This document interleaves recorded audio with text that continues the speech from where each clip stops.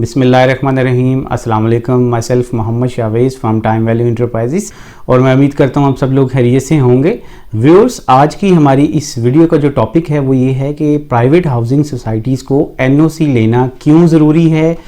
इन projects को NOC किन stages से गुजर कर लेना पड़ता है, और इन हाउसिंग सोसाइटीज़ के एनओसी लेने के बाद क्या बेनिफिट्स आप लोगों को मिल सकते हैं, और इसके अलावा अप्रूव्ड हाउसिंग सोसाइटीज़ के अंदर किस तरीके से सार्फिन के साथ फ्रॉड किया जाता है, किस सिस्टमेटिक तरीके से डिसीव किया जाता है क्लाइंट्स को, उनकी डिटेल्स आज हम आपके साथ शेयर करेंगे। मैं आपसे ये रिक्वेस्ट करूँगा कि हमारे चैनल को सब्सक्राइब कीजिए, हमारी वीडियोस को लाइक कीजिए, ताकि फ्यूचर में आने वाली जो हमारी इन्फॉर्मेटिव वीडियोस हैं वो आपको ज़रूर मिलती रहें। तो चलिए स्टार्ट करते हैं। आरडीए यानी रावलपिंडी डेवलपमेंट अथॉरिटी पूरे रावलपिंडी शहर और इसकी टेरिटरी में बनने वाले प्राइवेट हाउसिंग प्रोजेक्ट्स जो हैं उनकी मॉनिटरिंग अथॉरिटी है। आरडीए को 1989 के अंदर Punjab development of cities act के तहत इस्टेब्लिश किया गया था। इसको बनाने का मकसद ये था कि जो लोग प्रोजेक्ट करना चाहते हैं, हाउसिंग प्रोजेक्ट करना चाहते हैं, जैसे Bahria town, Faisal town, Mumtaz city, top city, B17, या आप लोगों में से अगर कोई न्यू प्रोजेक्ट करना चाहता है तो इन हाउसिंग प्रोजेक्ट को मॉनिटर करने के लिए कोई ऐसी अथॉरिटी हो जो इसके डेवलपमेंट और दीगर मामलात को लुक आफ्टर करे। ऐसे ना हो कि प्राइवेट हाउसिंग सोसाइटीज़ वाले जो चाहें करते रहें। मतलब आरडीए से जो सोसाइटीज़ अप्रूव नहीं हैं, आरडीए उनसे जाके ये नहीं पूछ सकता कि भाई आप लोगों ने पार्क, मस्जिद, स्कूल, कॉलेज यहाँ पर क्यों नहीं बनाए ये फैसिलिटीज़ के लिए, या इन फैसिलिटीज़ के लिए जो आप लोगों ने लैंड रिज़र्व की थी तो वहाँ पे वो फैसिलिटीज़ क्यों मौजूद नहीं हैं, वहाँ पे प्लॉट क्रिएट करके क्यों सेल कर दिए गए हैं। जैसे सबसे बड़ी एग्जांपल मैं आपको यहाँ पे चाइना कटिंग की दूंगा। चाइना कटिंग से आप सारे लोग वाकिफ़ ही होंगे। ये एक इलीगल क्रिएशन होती है प्लॉट की। किसी भी जगह पे इलीगली अप्रूव्ड किसी और मकसद के लिए करवाए जाते हैं प्लॉट्स, और यहाँ पे जो है कमर्शियल प्रॉपर्टीज़ करके यहाँ प्लॉट सेल आउट कर दिए जाते हैं, जो कि एक सरासर इलीगल एक्टिविटी है। और अगर ये सोसाइटी से आरडीए से अप्रूव होंगी तो वहाँ पे आरडीए ऐसी चीज़ों को रिस्ट्रिक्ट करेगा। इसी मकसद के लिए आरडीए का वजूद जो है उसको इस्टेब्लिश किया गया था। अब आप लोगों में से अगर कोई सोसाइटी बनाना चाहता है तो सबसे पहले वो लैंड परचेज़ करेगा, और अगर वो चाहता है कि उसकी सोसाइटी आरडीए से अप्रूव्ड हो तो उसके लिए जो है आरडीए ने कुछ अपने बाय लॉज रखे हैं। जैसा कि आप सब लोग जानते हैं कि हर प्रोजेक्ट डेवलपर की या सोसाइटी बनाने वाले की ये कोशिश होती है कि उसका प्रोजेक्ट सबसे नुमायाँ हो, सबसे बेहतर हो, और उसके अंदर सेल परचेज सबसे ज़्यादा हो, और रिटर्न और इन्वेस्टमेंट उसके ऊपर बहुत ज़्यादा है। और हर किसी की ये कोशिश होती है कि उसको रिटर्न और इन्वेस्टमेंट अच्छा ही मिले। तो उसके लिए चूँकि लैंड वो पहले से परचेज़ कर चुके होते हैं, इसके ऊपर आरडीए जो है वो बायलॉज के हवाले से उनको एनओसी की स्टेजेस से गुजारता है। और इनकी लैंड प्लानिंग जो है अगर आरडीए के बायलॉज के मुताबिक ना हो तो आरडीए जो है इनको रजिस्टर नहीं करता, उनको एनओसी जारी नहीं करता, या उनको रेगुलराइज नहीं करता। अब हम इन बायलॉज को डिस्कस करेंगे कि किन स्टेज से गुजरकर एनओसी के मराहल तय किए जाते हैं। अब अगर कोई रावलपिंडी शहर के अंदर सोसाइटी डेवलप करना चाहता है तो उसको कम अज़ कम 180 कनाल लैंड रिक्वायर्ड होगी, और अगर किसी के पास 180 कनाल से कम लैंड है तो यहाँ पर आरडीए उसको प्लानिंग परमिशन की इजाज़त नहीं देगा, उस प्रोजेक्ट को डिसअप्रूव कर देगा। और फॉर एग्ज़ाम्पल अगर आप लोगों में से कोई बंदा या मैं इस 180 कनाल को पूरा कर लूँ और इस पर नया प्रोजेक्ट बनाने लगूँ तो सबसे पहले मुझे इस पर हाउसिंग प्लानिंग करनी पड़ेगी। हाउसिंग प्लानिंग यानी जिसमें मुझे ये बताना पड़ेगा कि इस प्रोजेक्ट के अंदर कितने ब्लॉक्स होंगे, और फिर इन ब्लॉक्स के अंदर रेजिडेंशियल कैटेगरीज़ के अंदर कितने प्लॉट्स होंगे, यानी 5 मरला के टोटल कितने प्लॉट्स दूंगा मैं इस प्रोजेक्ट के अंदर, 10 मरला के कितने प्लॉट्स होंगे, 1 कनाल के कितने प्लॉट्स होंगे। इसके अलावा कमर्शियल कैटेगरीज़ किन किन ब्लॉक्स में मैं इंट्रोड्यूस करवाऊंगा, उसके कितने नंबर होंगे, या यहाँ पे कमर्शियल की कितनी क्वांटिटी मैं दूंगा। इसके अलावा पार्क्स, मसाजिद वगैरह इस तरह की सारी चीज़ें मैं अपने प्रोजेक्ट के अंदर किस तरीके से डिज़ाइन कर रहा हूँ मुझे ये भी बताना पड़ेगा। गर्ज़ ये कि यहाँ पे प्रोजेक्ट का पूरा लेआउट प्लान डिज़ाइन करके आरडीए में जमा करवाना पड़ेगा,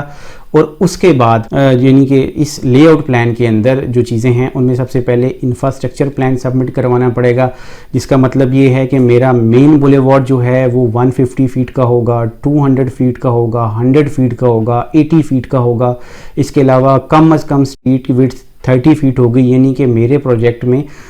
جو ہے انر راولپنڈی کا نقشہ نہیں بنے گا، بلکہ یہ ایک کھلا پروجیکٹ ہوگا، اچھا پروجیکٹ ہوگا اور ایک ماڈرن پروجیکٹ ہوگا۔ اس کے علاوہ سیوریج پلان سبمٹ کروانا پڑے گا۔ جو لوگ میرے پروجیکٹ میں آ کر آباد ہوں گے ان کو سیوریج کا کسی قسم کا مسئلہ پیش نہیں آئے گا۔ اس کے بعد الیکٹریسٹی انفراسٹرکچر کیا ہوگا میرے پروجیکٹ کا، یعنی کہ میرے پروجیکٹ کے اندر جو الیکٹریسٹی کا معاملات ہیں وہ کیسے ہوں گے، اور ایک اس کے لیے واپڈا سے سیپریٹ NOC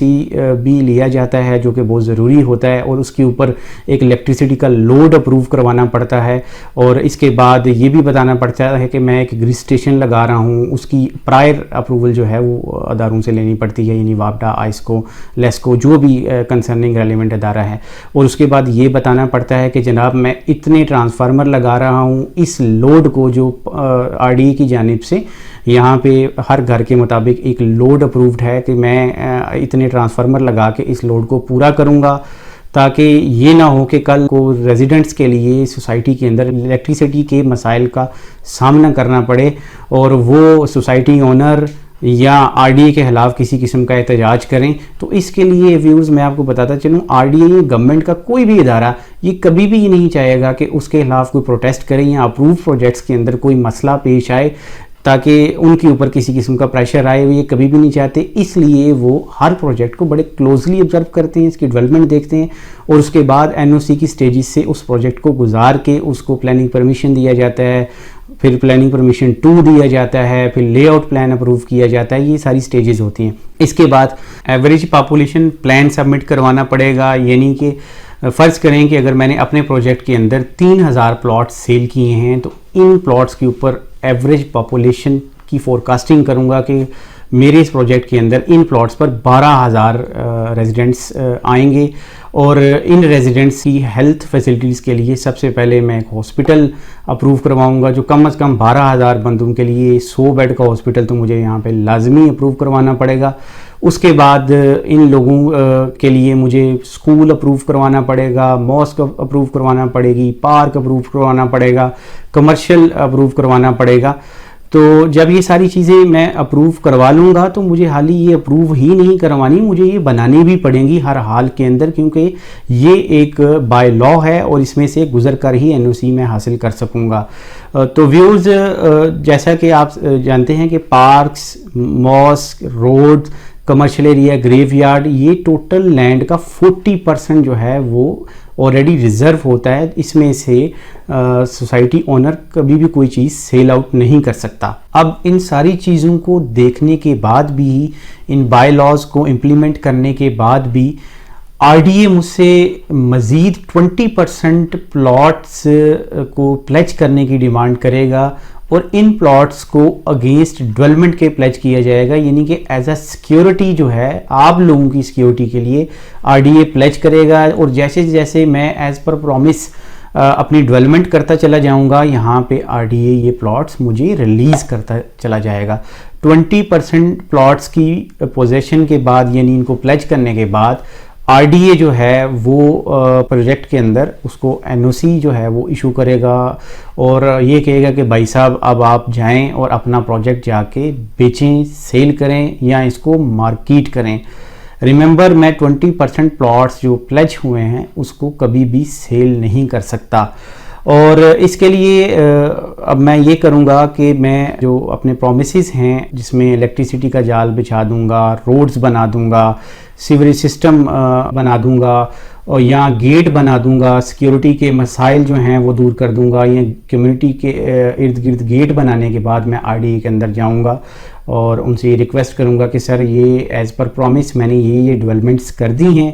آپ میرے جو 30% پلاٹس ہیں، سپوز کہ وہ 100 پلاٹس بھی ہو سکتے ہیں، 200 پلاٹس بھی ہو سکتے ہیں، 300 پلاٹس بھی ہو سکتے ہیں، وہ مجھے ان کا 30% جو ہے وہ آپ ریلیز کر دیں۔ تو اس کے لیے RDA کی جو انسپیکشن ٹیم ہے وہ آئے گی، मेरे प्रोजेक्ट को इंस्पेक्ट करेगी डिफरेंट एंगल से कि आया कि मैंने वो डेवलपमेंट की भी है या नहीं की। उसके बाद क्वालिटी टेस्टिंग होगी कि अगर मैंने डेवलपमेंट की है तो उसका मेयार क्या है। तो जब वो सेटिस्फाई हो जाएंगे तो वो उन जो प्लेस्ड प्लॉट हैं या जो मॉर्टगेज प्लॉट्स हैं या उनकी पोजेशन में जो प्लॉट्स हैं उनमें से मुझे चंद प्लॉट्स जो हैं वो रिलीज़ कर देंगे, जिसको बेचकर मैं अपनी डेवलपमेंट, अपने प्रोजेक्ट की डेवलपमेंट जारी रखूँगा। अब होता ये है कि मुझे 6-7 इदारों से जैसे मैंने एनओसी ले लिया, उसके बाद एट लास्ट मुझे आरडीए से भी एनओसी मिल गया और मैं अपने प्रोजेक्ट को धड़ाधड़ जो है या सोसाइटी मालकान धड़ाधड़ उसको मार्केट करेंगे, उसकी सेल होना शुरू हो जाएगी, लोग उनको अप्रोच करना शुरू हो जाएंगे और उस प्रोजेक्ट की जो है ना वो वाह वाह हो जाएगी हमारी मार्केट के अंदर कि ये एक नया प्रोजेक्ट लॉन्च हो चुका है। तो अक्सर सोसाइटीज़ ये करती हैं कि वो लोगों को जो अप्रूव्ड सोसाइटीज़ हैं वो लोगों को आरडीए प्लेस्ड प्लॉट सेल कर देती हैं, जिसका इल्म जो है सोसाइटी को तो डेफिनेटली होता है, लेकिन जो इसमें परचेजिंग करने वाले लोग हैं उनको इसका आइडिया बिल्कुल भी नहीं होता कि वो यहाँ पे एक सोसाइटी का आरडीए के अंदर प्लॉट जो है उसको परचेज कर चुके हैं। उसकी मेन वजह ये होती है चूँकि सोसाइटी का ट्रांसफ़र ऑफिस जो होता है वो आरडीए से बाहर होता है, जाहिर सी बात है, और यहाँ सोसाइटी के अंदर ही उनका जो है वो सारा